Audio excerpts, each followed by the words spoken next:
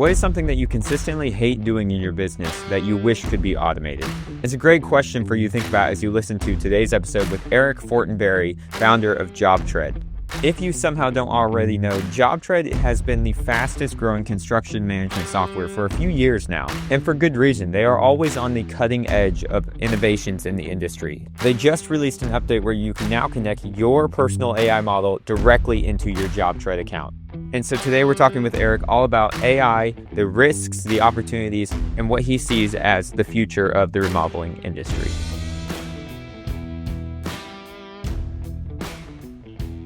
Hey everyone, welcome back to the Contractor Growth Network podcast. I'm Logan Shinholster, and today I'm joined by Eric Fortenberry, founder and CEO of JobTread, and we're talking all about AI. So, to jump into it, Eric, if you will, we talked right off camera about the pros and cons of AI and using it in your own business.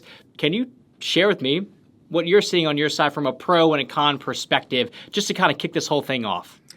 Yeah, I mean, I'd say we're seeing a tremendous opportunity, on all fronts, and internally with our customers, with the industry as a whole. I mean, I think that AI is really, for better or for worse, it is forcing, a massive shift in how businesses operate.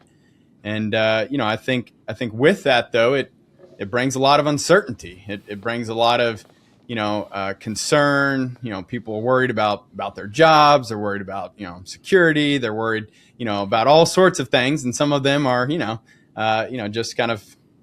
just challenges that I think as people and as businesses, we have to learn to try to, be patient with, to really continually learn and evaluate, because this is a very, very rapidly changing environment right now.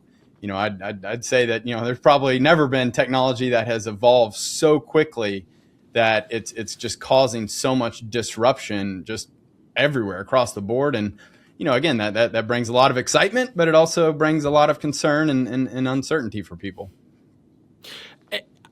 How old are you, Eric? I am 43 as of yesterday. Oh, nice. Happy birthday. Thank you. So you were, because I'm 34, but like when the internet became a thing, I remember that with like my dad's pawn business, where like him going from all yellow pages to like the internet. I mean, he started his company in 2001. Internet, I think, came out in like 96, but like it really wasn't that much, it wasn't adopted really until for businesses like the mid to late 2000s. You're a little bit older, so you probably have a different perspective on this, but like, how would you compare this to when the internet came to be and like the shifts that people are seeing with their own business now that we have this AI stuff compared to when we went from nothing to internet? Well, I remember being a little boy and going to the computer and the AOL dial-up, hearing that, that little tone that we always, heard, when it was connecting. So I wasn't necessarily, I guess, didn't have like the insight, that I do now to compare quite as much. But, again, I think we're seeing a lot of people who are just jumping headfirst straight in. You've got kind of that, you've got your early adopters, you've got the early pioneers who, they're willing to take on the risk. They see the potential, they see the opportunity and the value that AI can create, and they'll jump right in head first and kind of figure out what happens after that, but you've also got, kind of, again, more the mainstream, kind of the little bit later on, adopters, the people who have, kind of when you cross the chasm, if you will, we're starting to see some of those people, dipping the toe in, getting interested. They're hearing from others that, hey, this is incredible. This is changing people's lives. It's changing their businesses. Like, they're now starting to adopt. But then I would say you also have a huge group of people who are just not ready yet, and they're kind of holding back. They're the late adopters or the laggers, the resistance, if you will. And so I think we're just like with the internet. I mean, we're kind of seeing this, this different sort of waves of people coming on and adopting it.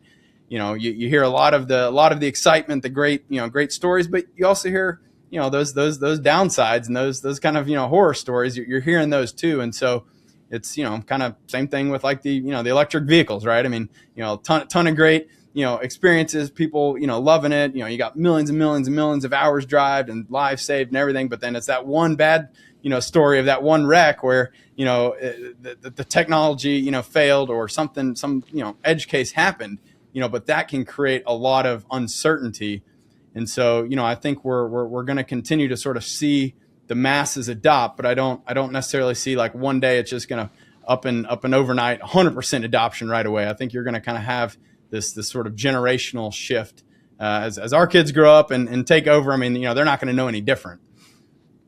Yeah, and I'd be curious to hear your take on like when you approach this stuff. Like I don't have a background in like software development. I have an engineering degree, so I did a little bit of like MATLAB in college and stuff like that. But ultimately, like aside, like I could rip through like an automation, like I understand how Zapier works or like things like that, where like that makes sense. But like looking at a lot of the AI stuff, I would say most people listening to this podcast do not have a background in software development. So we're looking at this as basically what is called a vibe coder. That's you speak into it.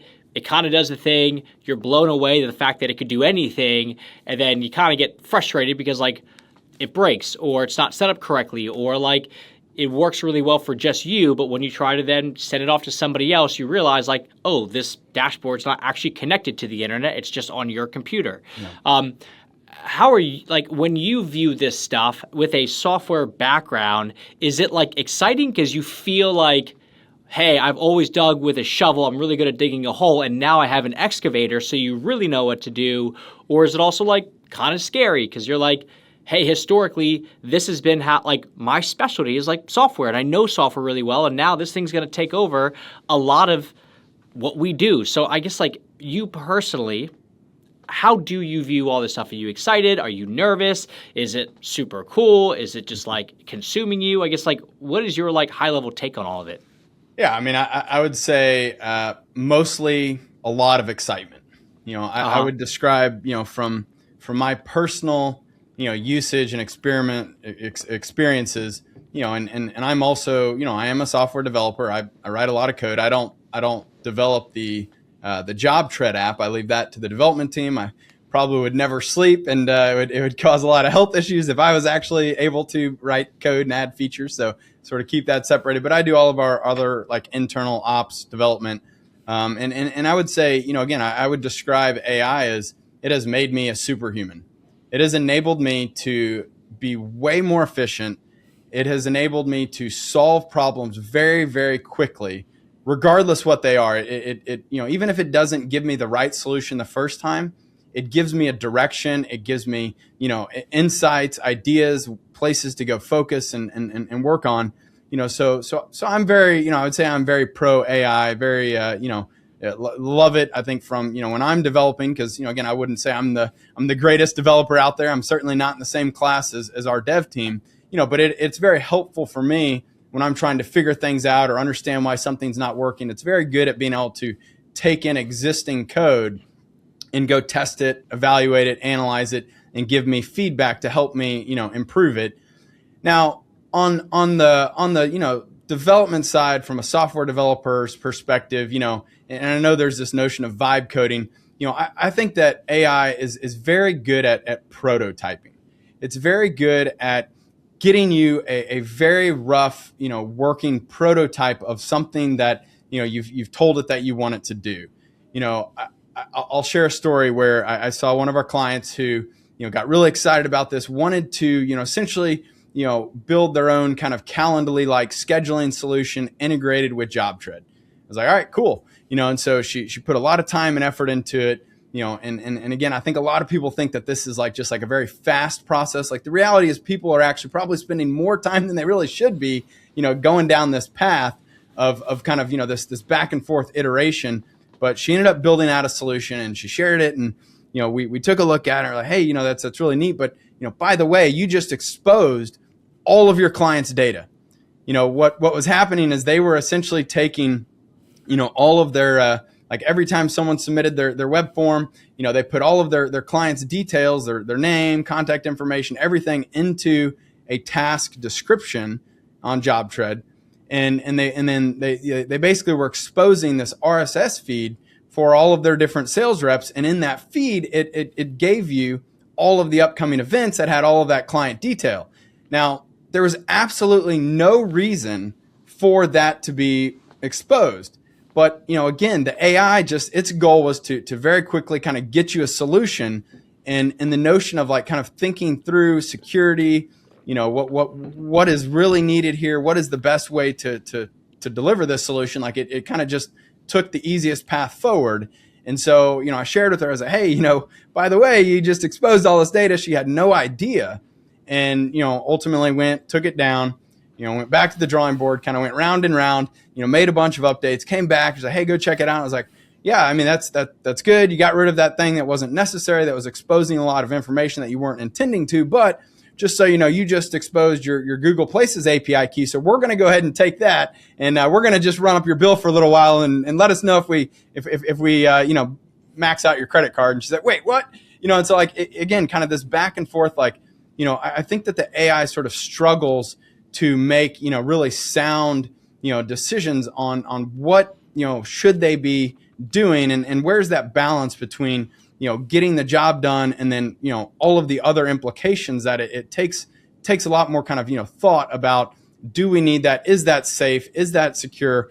Privacy comes into account. Like, and so that's where I think there's a lot of risk when people who are not experienced software developers go try to play that developer role. It can very, very quickly backfire on you.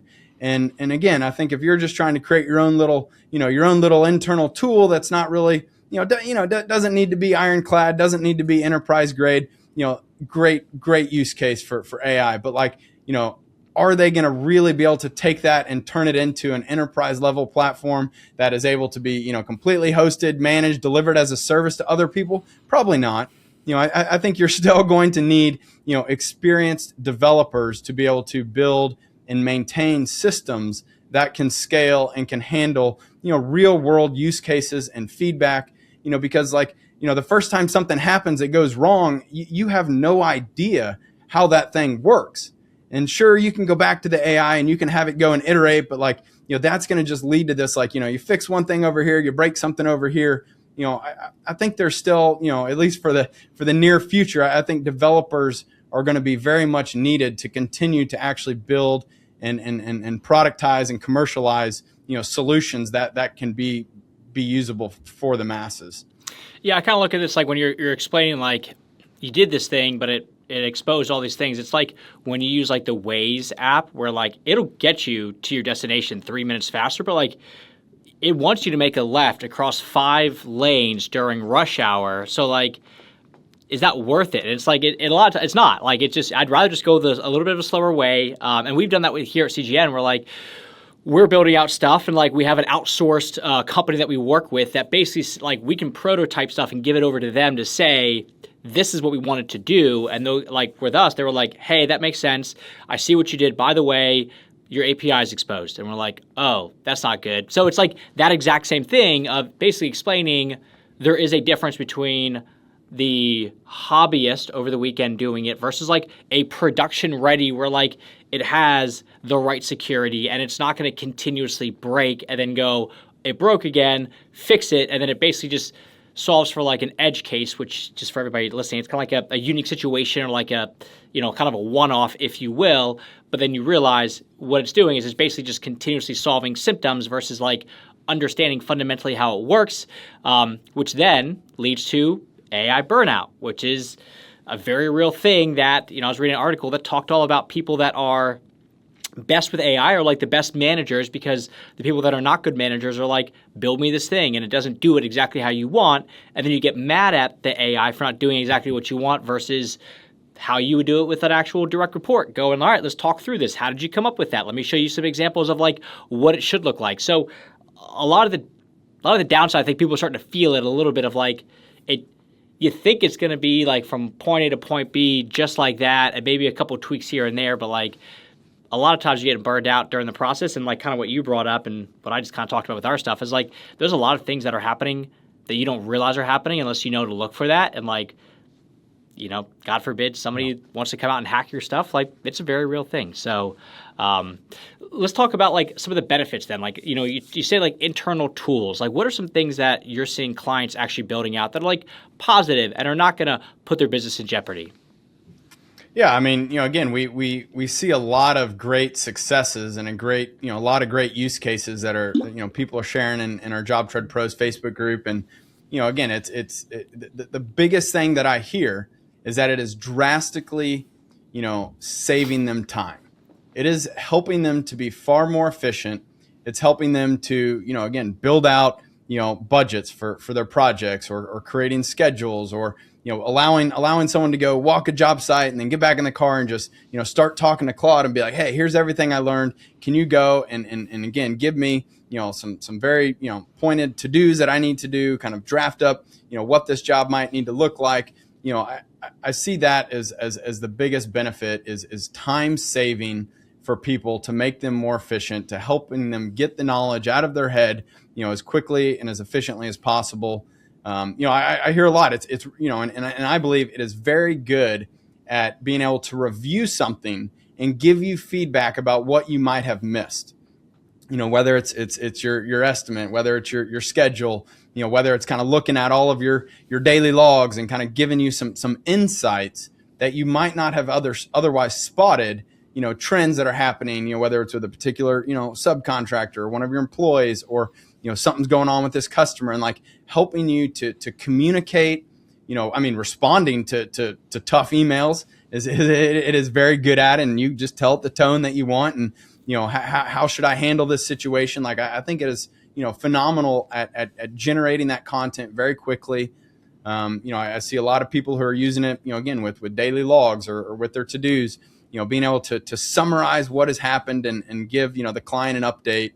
I think those are probably the biggest things that I'm seeing, the biggest benefits. And again, the more advanced, the more technical you are, which, I think a lot of these early adopters of AI, that they also have this sort of more technical, prowess, if you will, where they have been able to deeply integrate multiple solutions, by pulling them all together with these AIs and MCP servers that allow you to connect your AI to these different software solutions that can, further streamline the process of getting information from one place to another. So I'd say that's probably the biggest benefit that we're seeing is those time savings and those kind of more advanced build outs that let people, really harness the power of AI. So I was talking to a client the other day, and we were talking about marketing, and basically he's a JobTread user, and their biggest issue from when we talked was like, not they need more leads. It was like, even if you got more leads, it still takes a week to turn around a scope of work or like build out something for a prospect, just to give them like a high level overview of what the project could cost. And ultimately, I was like, look, you don't need more work. What you need is like to solve this one constraint first. And if it's taking you 12 hours to build out, a scope in JobTread, they have this new AI stuff that can do that. So can you talk to me? Because I've seen like that, to me, is like one of the quickest wins that a lot of people are starting to institute. And like anytime it seems like somebody first jumps in, uses Claude or whatever their like AI is to connect to JobTread, when they build out like that first scope of work, it is like a revelation to them because of how different it is. So can you talk through basically the before and after of before AI, what that looked like, and now with AI, what that looks like? Because I think giving people like a good use case up front will get them to see kind of the light, if you will. Yeah. Again, I think it really heavily depends on, what type of builder or contractor you are. Are you custom bidding every job? Or are you doing kind of a very turnkey type, solution or service that you're offering? For those who, have kind of a very turnkey solution, it's like, hey, go look at these jobs. I need you to create, a similar budget, maybe make these modifications. Like, it is very, very good at taking existing information and kind of replicating it and setting it up in a very similar structure. Now, the bigger challenge, and probably the people that you're referring to are the custom builders. Every job is unique. There's a very unique set of parameters that they have to take into account. And that's where, those builders, before, you're starting from, a blank slate. Now I would hope that they have sort of built out a kind of a base, template, if you will, in JobTread. And I would encourage them to use that as your starting point and then go and make the modifications, add and remove to it.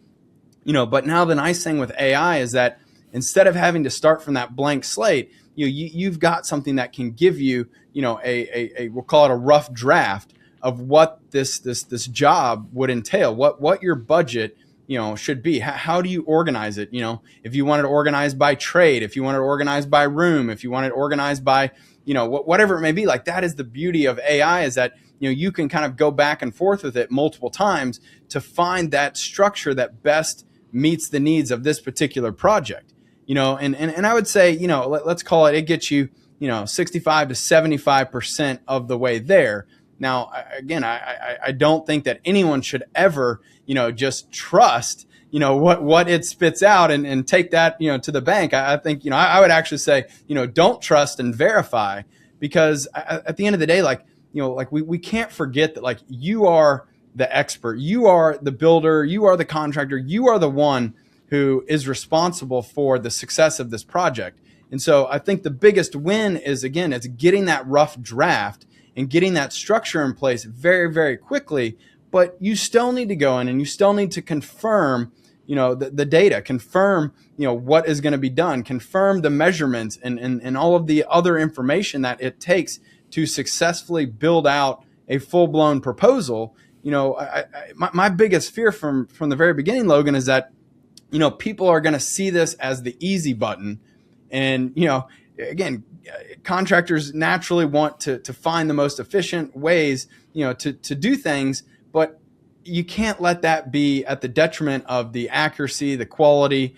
My biggest fear has been people are going to, are going to basically, have AI generate this fixed price proposal. You send it out, you sell it. And then, a month in, you realize that, something was forgotten. And, at the end of the day, the client doesn't care. A judge isn't going to care. You signed a fixed price proposal, and, the buck still stops with you, the contractor. And so I think that people need to, again, kind of take it with a grain of salt, that this can help get me going. This can help get me off the block. It's better than starting from nothing. But I would encourage people to think about the more context you can give it, the more examples of how you like to structure your budgets, of existing, or previously, run jobs that were successful. Let it have that insight to try to give you a similar structure so that you are familiar with it. Because just like code, if you ask it to build you something and you have no idea what actually went into that, it could be very hard later to modify it or to understand, well, what happened? Why wasn't that included? I thought it was included, but when you go read the details, well, it didn't really say, and I think that's where we're going to have this, this challenge of, was that accurate? Was that the intent? Was that not the intent? And again, when you get into this murky area, it's going to be very difficult to navigate that with your client, because, it's well, who's right here? So let's talk about that idea of the feeding of the examples, because I would say it's probably the biggest thing that I've learned during all this, and something that teaching and working with my team on this stuff of hey, it didn't give you the exact outcome that you wanted because it was basically the prompt that you fed it wasn't set up for that.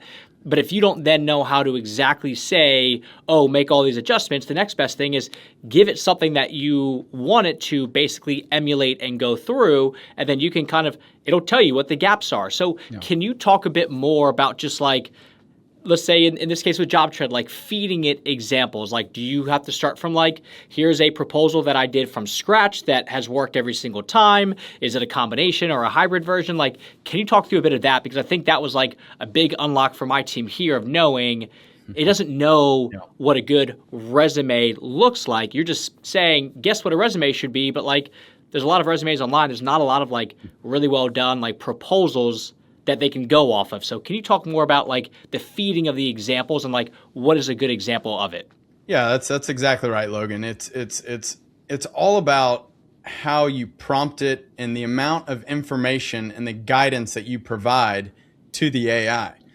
And I think that's one of the biggest challenges with people. And I mean, I think we've had over 1,500 people have created Claude accounts and immediately connected it to JobTread in the last 2 weeks. And it's the challenge is that when you don't understand how AI works and how to prompt it, then you're not going to get and see as good of results as somebody who understands how do you prompt the AI. Because the better your prompt, the more information you give it, the more direction you give it, the better the outcome. And all of the success stories that we're seeing, I know that they very much understand how to use AI. This is a new skill set that people need to invest some time into learning and practicing. And so, when you can say, hey, go look at this job and I want to do something similar, but I want these changes, like that will give them a much better starting point. Or go pull in, this template from my catalog and use that as your starting point. Like, you're giving them much more guidance. And I think that's where people have to realize, like, it's not about, hey, go create a job. It's about, hey, I want you to go create a job and I want it to be organized like this with this much detail. I want you to pay very, particular attention to this area. Here's a couple other examples. Like, the more that you give it, the better outcome that you're going to get. And so that I think is also one of the big challenges, that, AI right now, it's very, like non-deterministic. Like you don't really know, you could do the same prompt, 10 times and get, 10 variations of the output.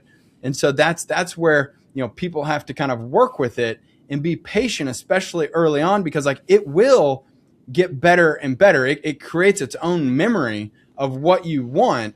And so over time, it'll continue to improve. So I would encourage people who are brand new to this stuff, like try not to get too frustrated. You have to have realistic expectations. I mean, garbage in, garbage out. It's the same as a lot of things in life, right? And so like, I would encourage people though to take a little bit of time, maybe even and take a couple classes or online courses, like learn about it, because like this can be the most powerful tool that any of us have, at our disposal as humans, as companies, and I would even go as far as to say, like, I don't see in the near term, like AI just directly, replacing, humans and displacing, people. I think what's going to, in the near term, more likely displace people is it's people using AI are going to displace the people who are not using AI.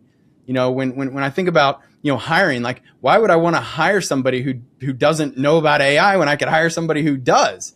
Like they already have gone through that learning curve and they understand, how to use AI to their advantage. And really, I would say you also start to really learn, like, where can you trust and where do you really need to not trust? I think like each of these different models, whether it's ChatGPT, Claude, Gemini, like there's a lot of different flavors of AI out there, and some of them are going to be better than others at specific tasks.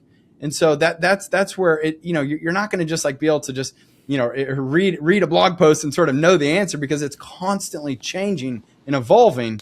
And that's what people need to understand, is like, this is a great tool in your toolkit. And the more you study and the more you train and learn, the better you're going to be able to implement and to leverage and harness that power. But, you can't just, think that it's just like somehow going to read your mind, because it's not.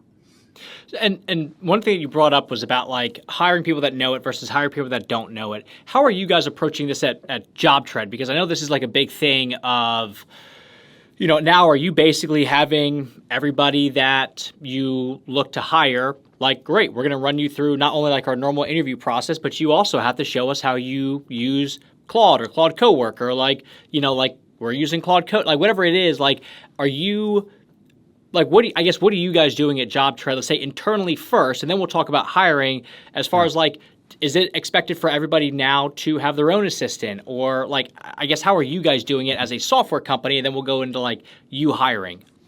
Yeah, I mean, again, internally, it very much depends on your role, right? And so, marketing team, obviously probably a lot of content creation, kind of drafting up, post, whether it's a social post, a blog post, like, again, I would say, like, I tell people though, like, I never want them to just take verbatim what any AI has output and publish that. Like, you still need to put your thought and mold it into kind of what we want to actually communicate out there.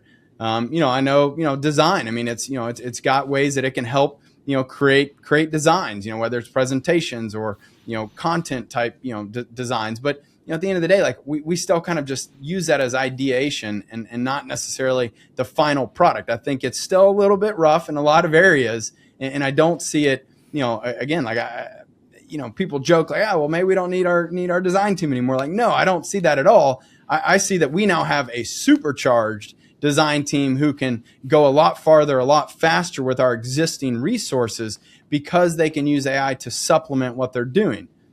Sales, like you gotta draft up a response to something, that's really powerful. We've built in things into our CRM where, you can click a button and it goes and it reads all of the previous, conversations, the call recordings, the summaries, the emails, the text, and it can very quickly within, a couple seconds here, like tell you, hey, going into any meeting, this is what you need to know. Here are the things that, that they previously expressed. Here are the concerns. Here's what they're excited about. Here's how you should think about, this upcoming meeting.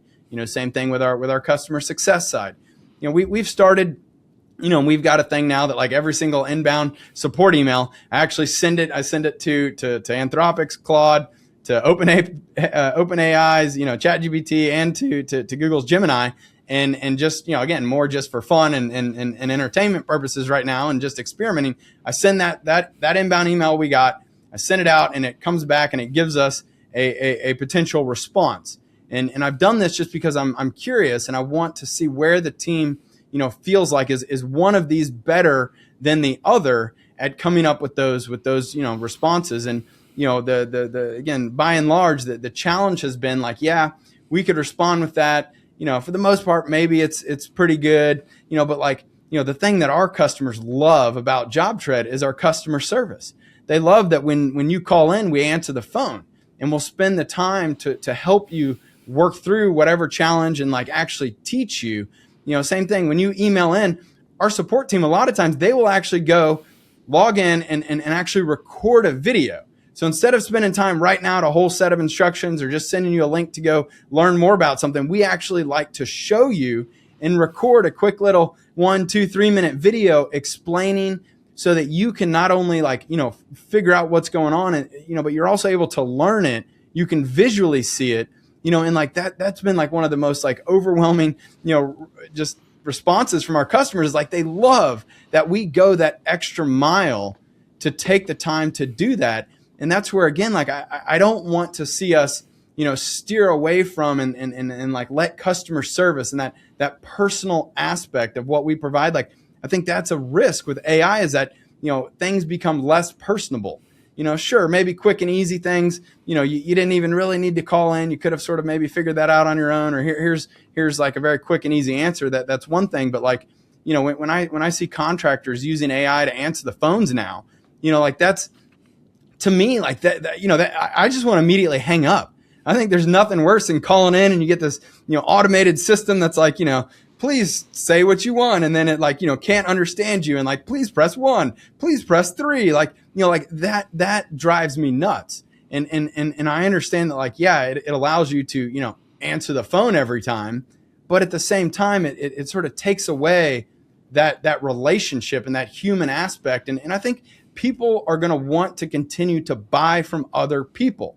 I don't know who's going to feel comfortable buying a $100,000 kitchen remodel, not having met their contractor and shaking their hand and knowing who they're going into business with. Like this is like a relationship, that you're entering into. And so like, I think that's where, we see a lot of the benefit, but we also see a lot of the challenges of like, we don't want to lose that personal touch that I think has helped build this incredible JobTread community and customer base.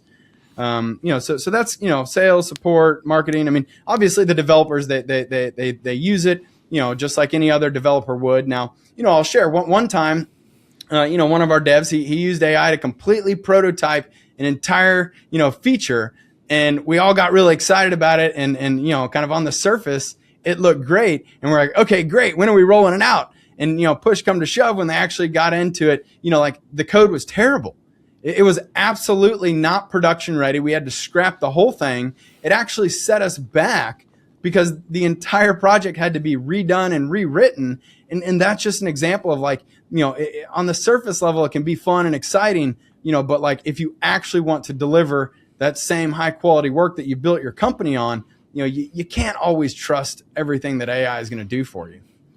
Yeah, with the AI answering service, I am very in agreement with you of like, I get it. If this is an after hours thing and somebody's calling you at 1 a.m, then it's like, hey, it's after hours. Like, but we work with higher end remodeling companies, and like 99% of why they win the job after like the client sees the photos and all that kind of stuff is like them and the personal touch. And like, these are all the things that we're going to do behind the scenes. And if the first experience is an AI solution, it's just like, it's, maybe at some point in the future it will be there. And it's just like everybody accepts it. But for right now, it's, if my wife calls in and it's some AI voice for something that should feel a little bit more on like the intimate personal side, like that's going to go very quickly, because then you turn into basically a commodity. And like, I get if you want to go buy a car and it's like 1 for sales, 2 for service, but like, in this case, it's not even that. It's just straight up like, we're going to have a conversation with you. And it goes against completely like because we do a huge deep dive with every prospect that comes in and goes, why you specifically? What do clients like? How do and a lot of it is, it's the personal touch. It is all the little things. It's the daily logs. It's the weekly walkthroughs. Like the daily logs, like it's not necessarily like I just finished a project and like we had daily logs. It was great. And it wasn't so much that I liked the daily logs because I love to understand everything about the project, but it was more so knowing that like the project manager was having eyes on my project each day, because like we had a different project that like if it didn't go well, or like there was elements that were like, why are things this way? Like, does your PM know that like this is how this looks? In this case, we knew that the PM always saw it, so it made it much easier to then go, okay, if they see any issues, they're going to bring it up because they're actively seeing it. So like that was a huge part of it, and it wasn't so much that like, oh, we love the technology of somebody taking a photo and sending a message. It was more so, we just like that somebody from your team is looking at this every single day to tell us, is this right? Is this wrong?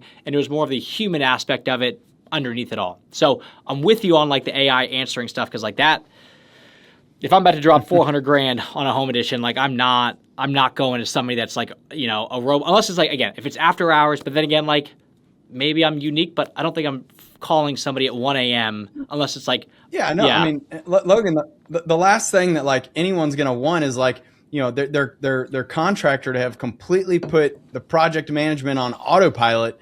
And then that time that you call them, they're just like completely unaware and uninformed, and they have no idea what has been communicated. They don't know where things are at. Like that is going to lead to a very, very poor feeling and create a lot of distrust.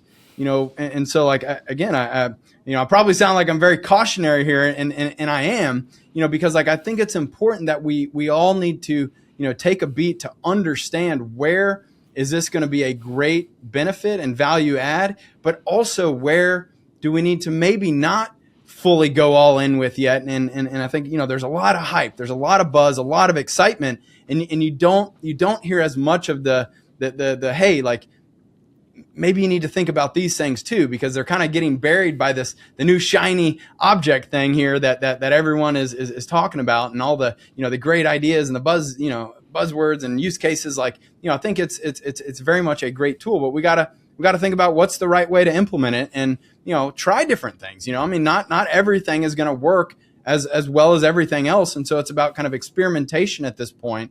It's about continually learning and growing from it, and listening to real world feedback from your employees, your trades, from your clients. Like, let's just kind of keep an open mind about what may be possible, and the things that work, cool, go all in. The things that aren't working, well, let's pivot, let's shift.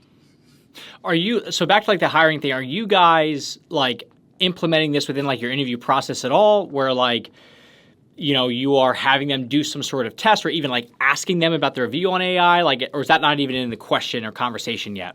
I would say we more kind of discuss it and probe, like, what are your thoughts on it? What's your go-to AI? What do you think the best use cases are? Like, it's definitely more conversational at this point. I think one of the best moves that we've made with our application process is like, we require people to now, record a, 2 to 3 minute video and of themselves saying, introducing themselves and why they'd be a good fit for this position. And they submit that with, their application.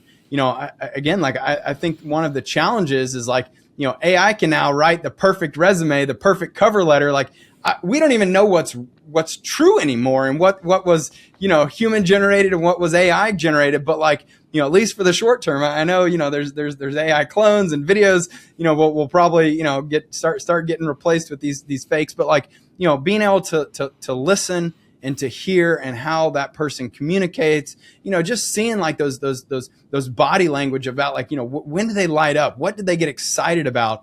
That's what we're still looking for is, the people who have the right experience, the people who are passionate, who genuinely care, who do their due diligence. They research the company. They have a good understanding, of who we are, the role that we're looking to hire, and then why would they be a good fit? So I would actually say we've probably gone even more deep on the, the human side of like helping us get to know you and the real you. And then we give them, almost in almost all of our positions, like we actually give them a case where a lot of times, like if you're applying for sales, for customer success, for, training, for support, any role where like they would be, directly using JobTread, like we give them a JobTread org and we say, now you got to go figure it out, build out, your organization. And then you're going to come in and you're going to actually present that. You're going to, if you're applying for sales, you're going to do a demo. If you're applying for customer success or support, like you're going to do a training, or you're going to, kind of walk us through, how, you would use JobTread and kind of help us understand that like you were able to learn this. I don't care how you learn it. We ask that you don't use one of our team members, because that's, they could probably shortcut this whole, like, we want to know, were you able to learn the system? Do you get it? When I look at your budget, I can immediately tell if you understand construction or not. We are looking for people that have experience working in construction. And that's something like, you could kind of quickly, again, copy some template or some example from a video. But like when we start asking you about it, like, we can get to, did you truly learn that? Do you understand, why that is important, how that is working? Like, do you understand the needs of our customers or not? And so I would say that like, we're not, when I say we want people who have experience with AI, I'm not looking to hire AI. I'm looking to hire, the right qualified people who are going to be a good fit for our company. And again, I don't think you can outsource that to AI right now. Like, you got to get in there, you got to feel the energy, you got to, look them in the eyes, shake their hand, let them, have that opportunity to win you over, with who they are and the skill set that they have. And I think, again, like we've got a very great track record of hiring a phenomenal team. We've had, next to no turnover. I think we've maybe lost like 2 or 3 people that, that we didn't want to lose. I mean, we've had to let a couple people go, but like, by and large, having, 65 people on this team, we have done very good at hiring. And so I don't think we need to change or fix what's not broken, There's a guy, like, as you're talking about, like, I don't care how you figure it out, but once we start to ask you, we're going to figure it out, one way or another. There's a guy that's big in the marketing world where he has, for his job applications, this like, basically it's called like Beat Claude. And the way that it works is like, I will give you a series of questions, and what ends up happening is Claude is going to give its answer, and then you're going to give its answer, and then it's going to anonymize whose is who, and somebody on our team, like the hiring manager, is going to review it and pick the better of the 2 answers. And if it picks your answer, then you get a job interview. If it doesn't pick your answer, then basically that just shows that like Claude is better than you, and why would we hire you if we can just have Claude do that thing? So I thought that was kind of a unique way of basically saying, like, if you're only as good as what the AI is spitting out, there's no point to then bring you in. You got to be better than this thing, whether you use it or not. Ultimately, we were after the best end result. So I thought, as you're describing, like, we're going more human, and we want to see these things, and like, like we want to hear what you're passionate about, because like, as you're speaking about this stuff, like everybody can hear like your voice is going up and down and things like that. And that, like, that's the human connection part that a lot of these builders and remodelers and contractors, that like, that's why you win the job. And then AI is supposed to turn around and do it for you. And it doesn't translate because they don't know what the sticking points are to get excited about. Yeah. And we have to remember too, though, like, in order for you to really be great at leveraging that AI tool, like you have to be a good communicator. You have to understand, what it is that you're looking for and be able to communicate that effectively to the AI. And so if you don't have that, that deep knowledge of understanding, you're not going to know if it's right or wrong. And you may just kind of take whatever it gives you and say, hey, here's the answer, and like that's what we want to make sure is like we're finding great, communicators who are smart and they have the ability to learn and can write and can, kind of sort of still think for themselves. And it sounds like that's kind of the ultimate output of that exercise will sort of help you understand, did they do a good job or not? And with that, like last thing I want to kind of talk through on this is, you brought up earlier, and you talked about like basically pulling different softwares together. And that's something that like, right now, a lot of what we talked about is like you ask JobTread using your Claude a question, it creates something for you, it spits it back, and it's very like back and forth, one-to-one. Then you have like this next level that's basically like a workflow, and it can trigger when this thing happens and this happens. And, I'm starting to see it more and more in like the JobTread pros community where it's like somebody has their Plod, which is like a physical like audio recording device that, people say, hey, I recorded on an in-home estimate, and as soon as it's done, it automatically triggers this next thing, which then talks to Claude, which then talks to JobTread, which then puts the scope of work together. Can you talk a bit more about the idea of like a lot of people right now are doing the very one-to-one of like, what does this cost? It goes to JobTread, it comes back, and it tells you the answer, and you're like, that's amazing. But the next level up is then how do you connect these things together so it's almost as if like these things are happening in the background without you? Yeah. Well, and again, I think the Plod, use case here where like, if you think about the amount of data that you are capturing in a 1 hour conversation, it is enormous. And so for somebody else to have to come in and try to listen to that entire thing to extract all of the key points, or even for you, let's say it's been a little bit and you got to go kind of revisit everything. Like, I mean, that is I think one of the best use cases of, I have a tremendous amount of data, every single meeting that you have with someone, every, webinar, every, virtual meeting, like, every phone call, like all of that information is able to be, again, kind of recorded, transcribed, and summarized into those actionable insights. Like, I think that is exactly the best use case for this technology, because like, again, what would have taken you an hour to go re-listen to, or even let's say you listen to it on 2x, half an hour, like you immediately have the key takeaways and can leverage that data to make action right then and there. And so like, I think that's where, we're seeing a lot of huge benefits of like, again, like I can't listen to every single sales call. I can't listen to every single training, but being able to have all of that data collected and summarized and then be able to give very, specific feedback. I mean, that's where, again, like these things are like actually coaching you and giving you in real time feedback about, how did that work? I think again, like that same notion of you've got all this data, but we have to turn it into information that we can act upon, and that's where I think there's just such a huge productivity boost, so that you don't have to spend all of that time going back through all of the details. And, there's tons of different ways, and different kind of systems that can collect this information. But the key is being able to have it all integrated. I still see, JobTread, we view us as a platform, that you can create this connected ecosystem of all of the solutions that you need to run your business. And so, just, really kind of the crux of what's made all this possible for us is our open API. And so, I tell people like, when you're evaluating other solutions, because look, there's no like magic bullet here. There's no one system that's going to be able to do it all. You have to find the right systems for your business. But like the key is that they can all communicate, integrate, and work together. They have to be able to play well with each other for you to truly get those productivity boosts of having all the right tools working together. And that's where, again, I think this notion of kind of these connected, applications and these MCP servers, truly they are powered because of these applications APIs.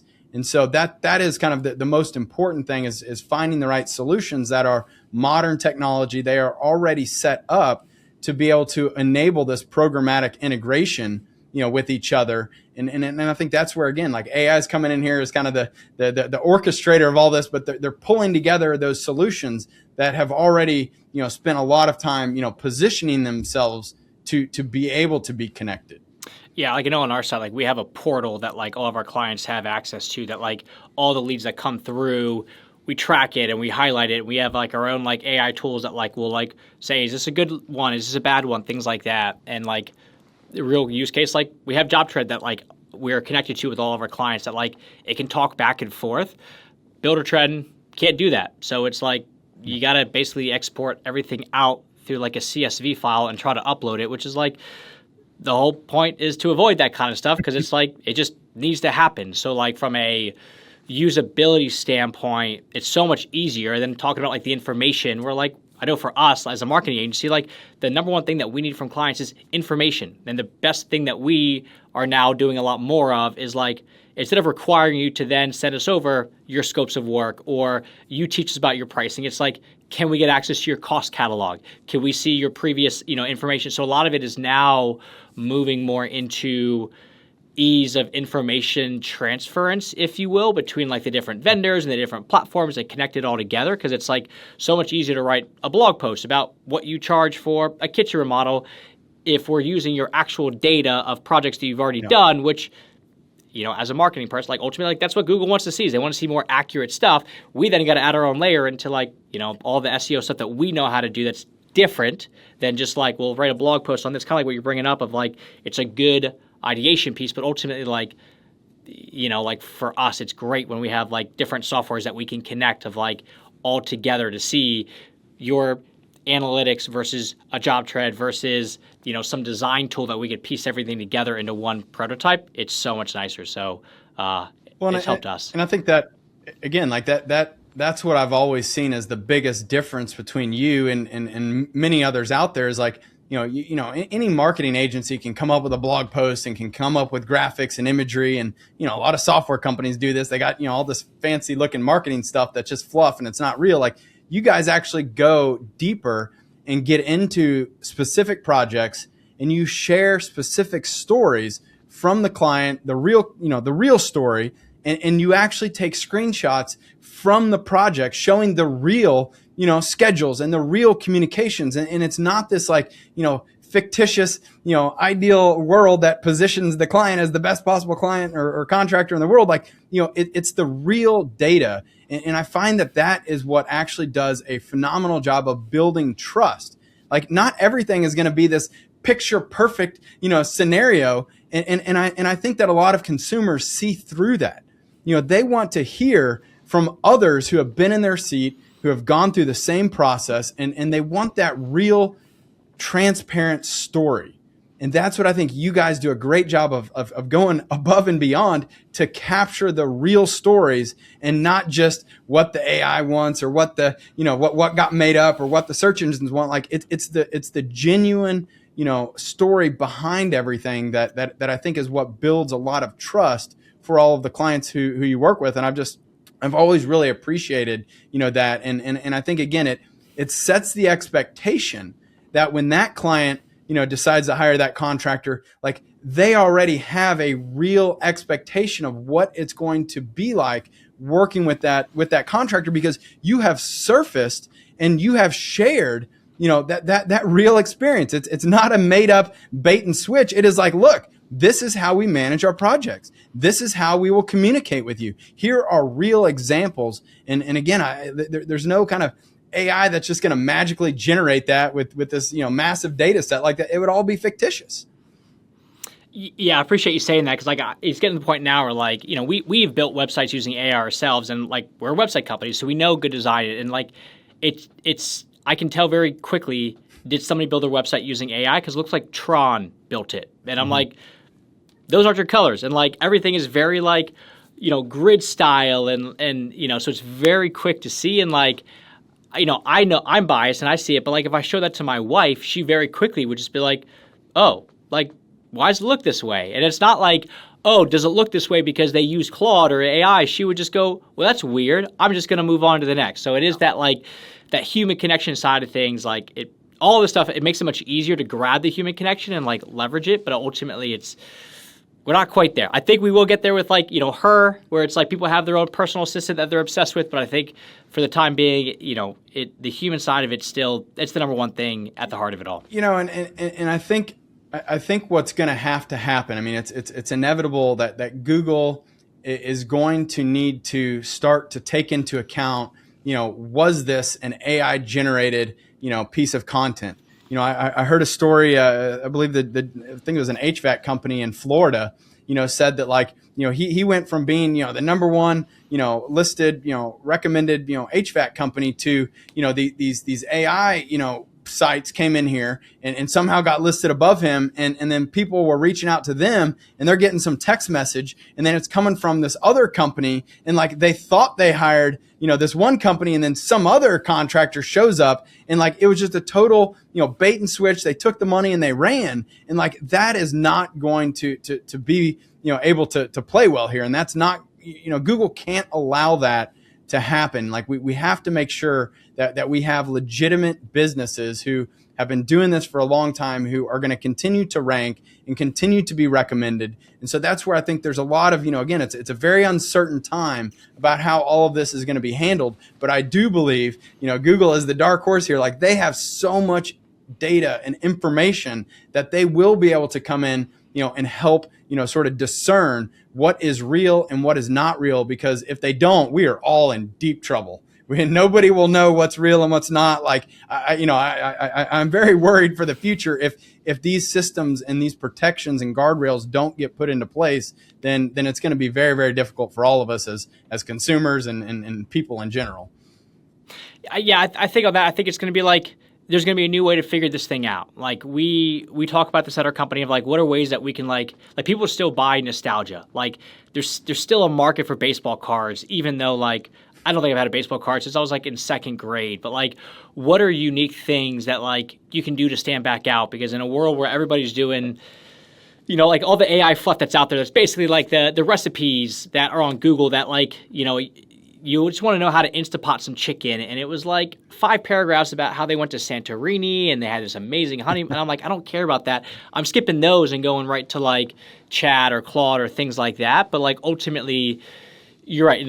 I was listening to a presentation 2 years ago and they said like, Meta or Facebook has like 50,000 data points on each individual. They think Google has about 2 million. Yeah. And it's just because it's what you search, it's Gmail, it is, if you have an Android, it is Google Maps. It's like, it knows so much about you that like when it comes to like the search game, like we talk about ChatGPT because people are using it, but like ultimately like Google's going to be the thing when especially when it comes to like that sort of stuff. Like maybe like the agentic stuff is different and like, but I kind of look at it as like at the end run, it's going to be Google number one. I think if you had to pick the top 3, Claude's number 2 and ChatGPT is like going to be number 3 because I think it's just they were first to market. But Google is going to be the end all be all if there is only going to be one winner in my mind. Yeah, what's interesting, like right now, like Google is the only one that can actually read our help desk, and so we're having to rewrite our entire help desk, and essentially are going to publish it in kind of this markdown format. Right now, like we're dynamically generating all of the content on the help desk. And so we don't have to rewrite the content, but we have to restructure it and organize it in a way that can be consumed by all of the AIs. But like Google already has the ability to do that. I didn't realize, I'm pretty sure it was ChatGPT. Like it can't actually read Google reviews. Like it struggles, with different, types of information depending on how that information is being delivered. And so like that's where though Google has been doing this for so long, and it's got the tools and the ability to consume all of this data that it already has in its data set, versus like these other tools are having to discover it and are having to kind of learn it as it goes. And, again, I think they got a long way to catch up, even if they have sort of come out as these early, first to market front runners. You definitely can't discount Google. Yeah, I agree. Cool, man. Anything else on this that we haven't covered that you would love to cover? I think the one other thing that I would bring up, because I see a lot of people, they think about, the cost, and they're like, well, is it worth subscribing, to chat or to Claude? Should I pay $20 a month? Should I pay $100 a month? And I heard the craziest stat ever that I think most recently I heard that Claude, for every dollar that you spend on Claude or Anthropic actually spends $18 to fulfill that request and all of that, kind of to deliver, that response to you. And when you think about it, that is crazy, right? And so I think from a personal cost standpoint, this is an absolute no-brainer. Yeah, that $20, or even I tell people, start with the $20. When you hit the limit, don't think twice about upgrading to the $100 plan. That is the best, most productive employee you could possibly hire, $100 a month. Just don't even think twice about that. It is a no-brainer. And especially when you think about how much value you're actually getting because of it's being subsidized by, the underlying parent companies. I mean, I think, again, we have a supply and demand issue right now. There is a whole bunch more demand than the infrastructure to actually deliver, what people want. And so take advantage of that. Let these companies pay for all of this knowledge and this, expertise that you can get right here, right now. I see it over the long haul. Again, we are drastically, building out infrastructure all over. And I think eventually, unfortunately, the cost in the short term here, especially when, OpenAI, Claude, Anthropic, if they end up going public, the market is going to demand way better economics. All this private equity money that is just throwing billions and billions of dollars at this, that's not sustainable, but I think once the infrastructure gets built out, then, hopefully the price will come back down. And then ultimately, this should become a commodity, and it'll hopefully level out because, the thing that these guys, the big, kind of huge guys, they're going to start competing with, you and I running our own models on our own machines where it's free for us to use it all day long. It doesn't matter how many times or how many questions or how big our context window is, as long as we have, a big enough, hard drive with enough, compute power and memory, so I think that this is all going to sort of level out in the end. But for right now, man, if you're not using AI, I think you are heavily, heavily missing out, and you got to get on the bandwagon, because the last thing you want to do is wake up and realize that you are getting smoked by your competition who has adopted this technology and is leveraging it. So I think there's never been a greater time than to get on this AI bandwagon. But I also want to preface it with everything else. Let's not have our rose-colored glasses on here. We got to take the blinders off, and we got to be smart and continue to think about, where is it a great tool? Where can it help us the most? And where are the risks? Where are the downsides? Where should we be even more thoughtful and make sure that we don't take our eye off, this area where it could get us into trouble? Because I think you got to kind of keep thinking for yourself, but man, don't let this opportunity pass you by. Get on the AI bandwagon and start to learn, to play with it. Again, solve your own personal problems, whatever it may be. There are so many things that it can help you with if you get comfortable and start using it. And that's how you're going to become more and more, in tune with it, become a better user of it, and make sure that you don't get left behind, because that is the last thing that I want to see, at least the JobTread contractors. I want you to be ahead of the curve, ahead of the game, and adopting the technology that can make the biggest impact on your business. Cool. Love it. We'll end it there. Everybody, we'll see you next time. Thanks, Logan.